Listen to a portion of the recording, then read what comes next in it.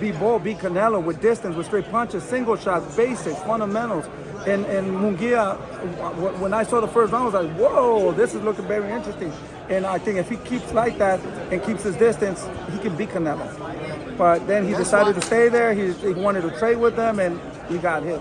That's why he's so scared of your son, because of the range, the distance. Well, and you know, David Benavidez, he comes with a lot of punches. We're used to throwing a lot of punches.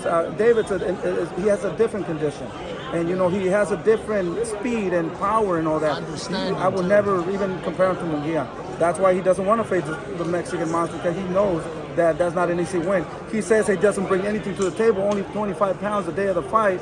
Well, why not get paid $80 million, $70 million, easy money, right? But he asked for $200 million. That means that he's scared. Do you feel at this point, like, you know, Canelo hasn't shown interest of fighting your son? I wonder why. He will not show interest of fighting David Benavidez, because he knows that that's the end of his career, and he doesn't want to pass the torch to another Mexican fighter like David Benavidez, you know? So, you know, my respects, you know, he did a great thing in boxing. He's still boxing, but he's not facing the real fighters, you know? He just, now for him it's just a business, and he even says, you know, he does whatever he wants to do, and all the organizations do what he wants to do. So at the end of the day, I don't blame him. He's making money. He's doing whatever he wants to do. Hey, keep making money. Well, no, what do you think outside of your son, and it seemed like he didn't show interest in Crawford either? It seemed like those two were the biggest possible money fight. So what other? Yeah, you know what, to be honest, I think he could definitely beat Crawford, because Crawford's a little guy, you know? He's super strong, you know, with one hit.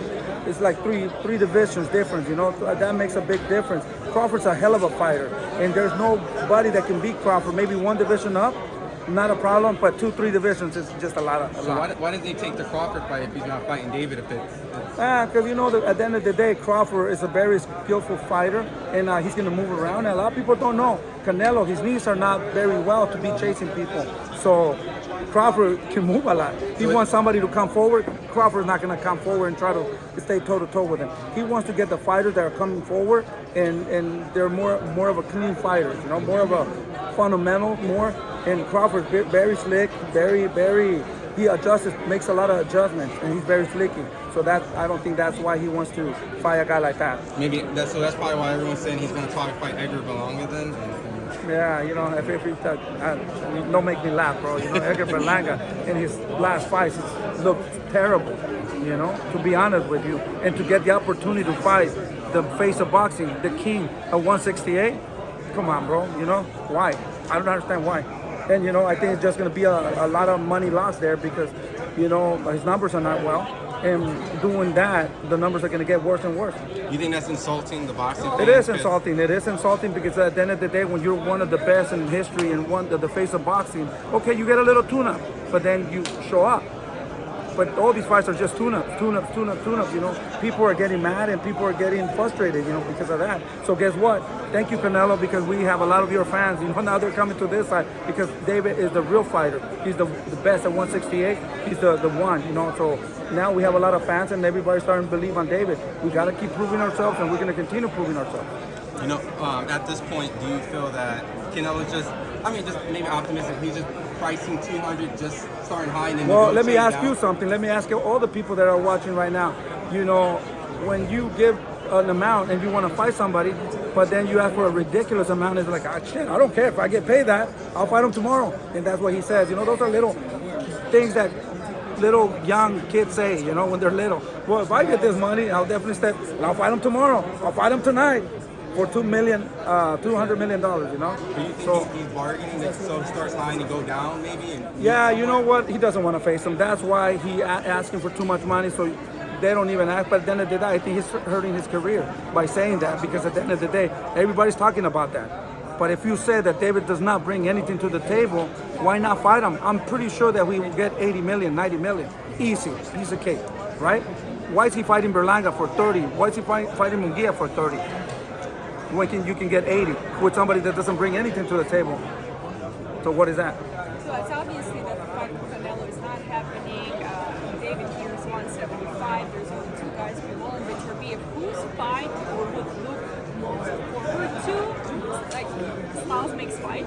So if he fights Bivol or Beterbiev, who would you prefer? Like I said, man, you know, to be honest, we're at 175 now. And all the things it's about Canelo.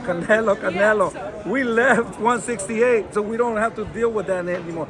Canelo is scared. He does not want to face the Mexican monster. But going back to your question about the 75, who will give more problems to David, I think both of these fighters at 170, Benavidez and Bivol, they're great fighters, man. They're the best at 175.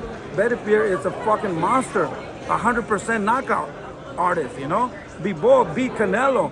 So I think both of those fights are super dangerous, but we'll fight anybody.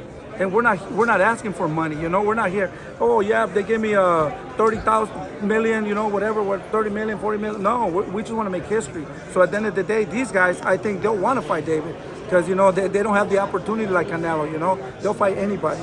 So any of them will take. Whoever wants to step in, that'll be a great fight. And those are the fighters that we're looking for, Benavidez or Bivol. Do you think Benavidez will be that guy that actually, with power, that can push David and show that footwork?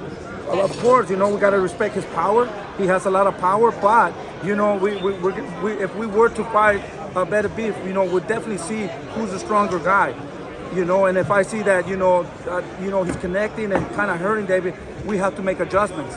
Now, we're going to have to use our feet. We're going to have to use angle. But if I see that David, because of his age, it's looking good, you know, and he's looking, we'll continue to do that. But that's why we have to learn how to make adjustments, you know. At the end of the day, if we're doing good, why not stay there and risk a little bit, you know? But if we feel that power, guess what? We're going to have to move around and try to be more smart. All right, thank you. Looks like they're doing